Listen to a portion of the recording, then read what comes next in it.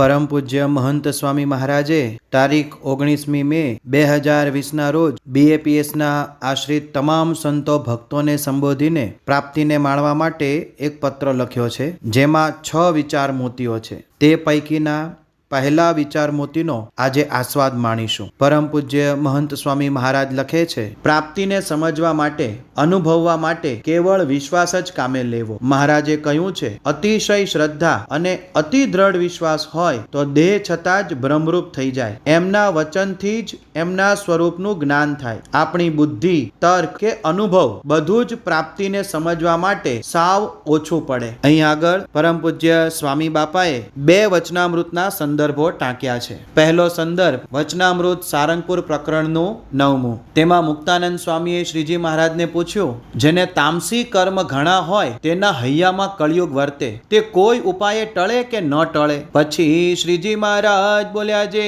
જો એને સંત તથા પરમેશ્વરના વચનને વિશે અતિશય શ્રદ્ધા હોય અને અતિ દ્રઢ વિશ્વાસ હોય તો ગમે તેવા તામસી કર્મ હોય પણ તેનો નાશ થઈ જાય અને કળિયુગના ધર્મ મટીને સત્યયુગના ધર્મ હોય તે વર્તે. માટે અતિ સાચે ભાવે કરીને સત્સંગ કરે તો તેને કોઈ જાતનો દોષ હૈયામાં રહે નહીં અને દેહ છતાં જ બ્રહ્મરૂપ થઈ જાય. અને બીજું વચનામૃત છે ગઢડા છેલ્લા પ્રકરણનું 27મું. આ વચનામૃતમાં શ્રીજી મહારાજે વાર્તા કરી છે, શાસ્ત્રે કયા જે નિષ્કામ, નિર્લોભ, નિર્માન, નિસ્વાદ, નિસ્નેહ ઇત્યાદિ સંતના લક્ષણ, તેને સાંભળીને એવા લક્ષણ જ્યાં દેખાય એવા જે સંત, તેને ને ભગવાનને સાક્ષાત સંબંધ હોય. માટે એવા સંતના વચને કરીને ભગવાનનો નિશ્ચય કરવો ને તેના વચનમાં દ્રઢ વિશ્વાસ કરવો, તેને નિશ્ચય કહીએ. શ્રીજી મહારાજના આ 2 વચનામૃતને ટાંકીને પરમ પૂજ્ય મહંત સ્વામી મહારાજે આપણને વિશ્વાસ પર જવા માટે વાત કરી છે. શ્રીજી મહારાજ ગઢડા પ્રથમ પ્રકરણના 15મા વચનામૃત ધ્યાન કરવામાં કાયર ન થવાનો ઉપાય સમજાવતા વાત કરે છે. જેના હૈયામાં ભગવાનની ભક્તિ હોય તેને એવી વૃત્તિ રહે જે ભગવાન તથા સંત તે મને જે વચન કહેશે તેમ જ મારે કરવું છે, એમ તેના હૈયામાં હિંમત રહે.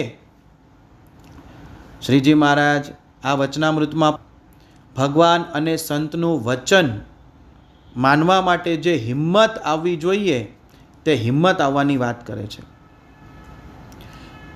ભગવાન અને સંતના વચન ક્યારે મનાય? તો તેની મુખ્ય 4 પૂર્વ શરતો છે. પહેલી પૂર્વ શરત છે, સ્વાર્થ હોય, ખપ હોય તો વચન મનાય. ગુણાતીતાનંદ સ્વામી ભીમનાથના રાકાની વાત કરતા. 69 કાળમાં ભીમનાથ મહાદેવ પાસે બધા નિરાશ્રિતો આવતા. ત્યાં એક ડંકો થૂલું અપાતું. મહાદેવના તળમાં જ નદી છે. નદી કિનારેથી પગથિયા પર બધા લાઈનમાં ધક્કા મુક્કી કરે ને ઉપર આવે. આપનારો કંટાળે તે હડસેલો મારે એટલે બધા નદીમાં પડે, હાથ પગ છોલાય, પણ ફરી ઉપર ચઢે. આમ 2-3 વાર થાય ત્યારે ડંકો થૂલું મેળવે. શા માટે આવું કરતા હતા? કારણ કે એક જ માત્ર જગ્યા હતી જ્યાં તેમને થૂલું મળતું. આનું નામ ખપ. ગુણાતીતાનંદ સ્વામીએ ભગતજી મહારાજને કેવી કપરી આજ્ઞાઓ કરી. ગિરનારને બોલાવી લાવો, ચૂનો પીલો, ચંદની સીવો. અરે સંતોની હજામત કરવાની આજ્ઞા કરી, એંઠવાડની કુંડી ઉલેચવાની આજ્ઞા કરી. આ બધા પ્રસંગોમાં ભગતજી મહારાજ સારધાર પડ્યા, કારણ કે તેમના મનમાં ગુણાતીતાનંદ સ્વામીને રાજી કરવાનો ખપ હતો. સત્યકામ જાબાલીને બ્રહ્મ જ્ઞાન લેવું હતું. તે જંગલમાં ગયો. ગુરુએ કહ્યું, આ 400 ગાયમાંથી 1000 ગાય થાય ત્યારે બ્રહ્મ જ્ઞાન લેવા આવજે. અને તેમના વચનમાં વિશ્વાસ રાખી મંડી પડ્યો તો તેને બ્રહ્મ જ્ઞાન થયું. તો બ્રહ્મ જ્ઞાન લેવાનો ખપ હતો તો 400 ગાયમાંથી 1000 ગાય કરવાની સાધના કરી. શ્રીજી મહારાજના પરમહંસો કેવા કેવા કપરા પ્રકરણોમાંથી પસાર થયા છે. શિયાળામાં અડધી રાત પછી ઠંડા પાણીમાં બેસવાનું, કંતાન ટાટ પહેરવાનું, ગામની સીમમાં ઝાડ નીચે રહેવાનું, અરે કૂતરું સૂંઘીને જતું રહે એવું નિસ્વાદી ભોજન પાણીમાં પલાળીને ગોળો બનાવીને જમવાનું. આવા તો 114 પ્રકરણોમાંથી પસાર થયા છે. કારણ એટલું જ કે તેમને શ્રીજી મહારાજને રાજી કરવાનો ખપ હતો. બીજી પૂર્વ શરત છે, હેત પ્રીતિ હોય તો ગમે તેવું કપરું વચન હોય તે મનાય છે. શ્રીજી મહારાજે કાર્યાણીના 11મા વચનામૃતમાં ગોપીઓની શ્રી કૃષ્ણ પ્રત્યેની પ્રીતિ વર્ણવી છે. હેત અને પ્રીતિ હોય તો ન કરવાનું પણ કરે. ચોરને પોતાના સ્ત્રી પુત્ર આદિકમાં હેત છે તો અન્યને મારીને, ઝૂંટવીને, દુઃખી કરીને પણ ચોરી કરે છે ને ઘરના સગાને રાજી કરે છે. દાદા ખાચરને શ્રીજી મહારાજ સાથે પ્રીતિ હતી તો મહારાજે કહ્યું, તમારો ગરાસ બહેનોને લખી આપો, તો તત્કાળ લખી આપ્યો. શ્રીજી મહારાજે ભાદરાથી સુરા, સોમલા, માચા ખાચર આદિ 18 ગામ ધણીઓને પત્ર લખ્યા કે તમે આ પત્ર મળે કે જ્યાં હો ત્યાંથી બધું છોડીને તત્કાળ સાધુ થઈને અમારી પાસે આવી જજો. તો સૌ તત્કાળ નીકળ્યા. બાકી ગામ ગરાસ છોડવા કઠણ પડે કે નહીં. ત્રીજી પૂર્વ શરત છે, મહાત્મ્ય જ્ઞાને સહિત નિશ્ચય હોય તો તરત વચન મનાય. શ્રી નીલકંઠવર્ણી મહારાજ લોજમાં હતા. એ વખતે રામાનંદ સ્વામીએ ભુજથી પત્ર લખ્યો કે જો સત્સંગમાં રહ્યાનો ખપ હોય તો થાંભલાને બાથ ભીડીને પણ રહેવું પડશે. આ પત્ર મળ્યો, વાંચ્યો કે તરત નીલકંઠવર્ણી મહારાજે થાંભલાને બાથ ભીડી. રામાનંદ સ્વામીનો યથાર્થ મહિમા હતો તો તરત વચન મનાયું. શાસ્ત્રીજી મહારાજે યોગીજી મહારાજને મંદિરના કડિયાને રોટલા બનાવીને જમાડવાની આજ્ઞા કરી. તો સતત 40 વર્ષ સુધી એક ધારી આજ્ઞા યોગીજી મહારાજે પાળી છે.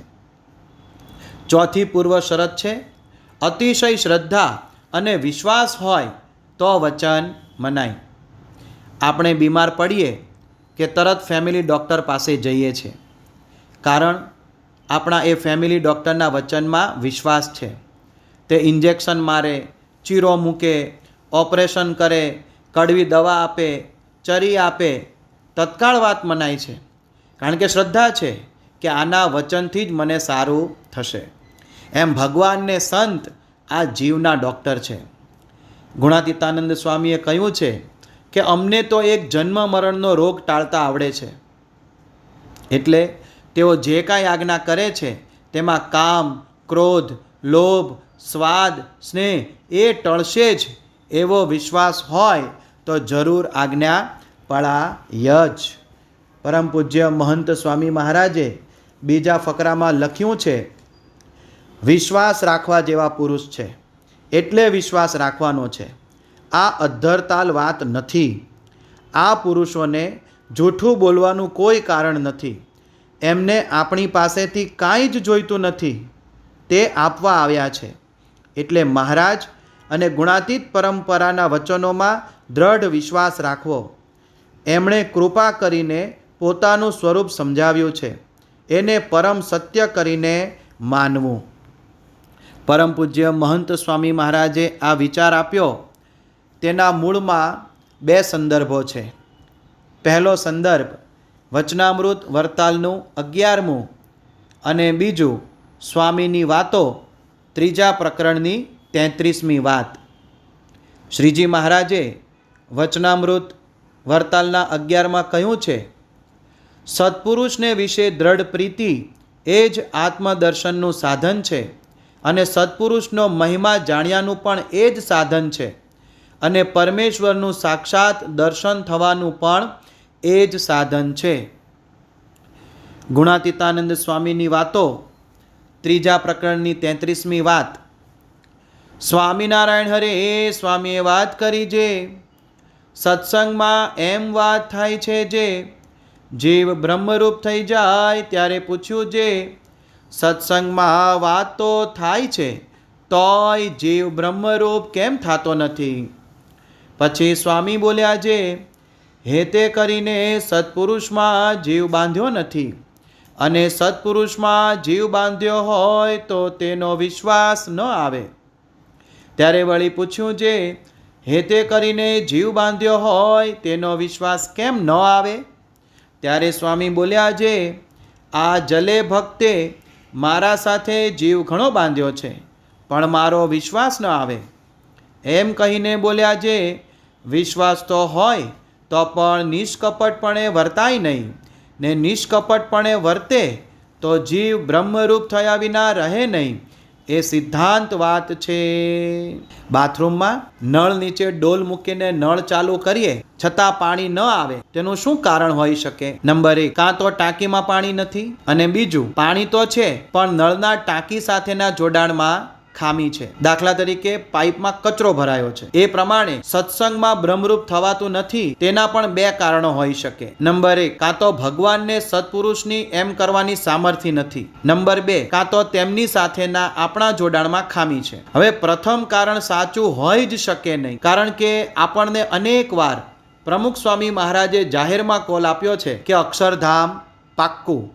પરમ પૂજ્ય મહંત સ્વામી મહારાજે પણ અનેક વાર જાહેરમાં કોલ આપ્યો છે કે અક્ષરધામ પાક્કું. ભગવાન સ્વામિનારાયણે વચનામૃત ગઢડા મધ્ય 50 અને વચનામૃત ગઢડા મધ્ય 45માં આપણી કસર ટાળી સ્થિતિ કરાવવાનો કોલ આપ્યો છે. અને સત્સંગના ઇતિહાસમાં એવી સ્થિતિ પ્રાપ્ત કરી હોય તેવા સંતો ભક્તોના દાખલા મોજૂદ છે. જેમ કે ગોરધનભાઈને મીઠું અને સાકર 2 સરખા થઈ ગયેલા, પર્વતભાઈ, સુરા ખાચર, શિવલાલ શેઠ, લાલાભાઈ વગેરે સ્થિતિવાળા ભક્તોની આ યાદી હજુ લાંબી કરી શકે તેમ છીએ. આમ શ્રીજી મહારાજ અને ગુરુ પરંપરાએ બ્રહ્મરૂપ કરવાનો કોલ આપ્યો છે, અને એ પ્રમાણે ભક્તોની સ્થિતિ પણ તેઓની કૃપાથી થઈ છે. તેથી તેઓ આપણને બ્રહ્મરૂપ કરવા સમર્થ છે, તે વાતમાં કોઈ જ શંકાને સ્થાન નથી.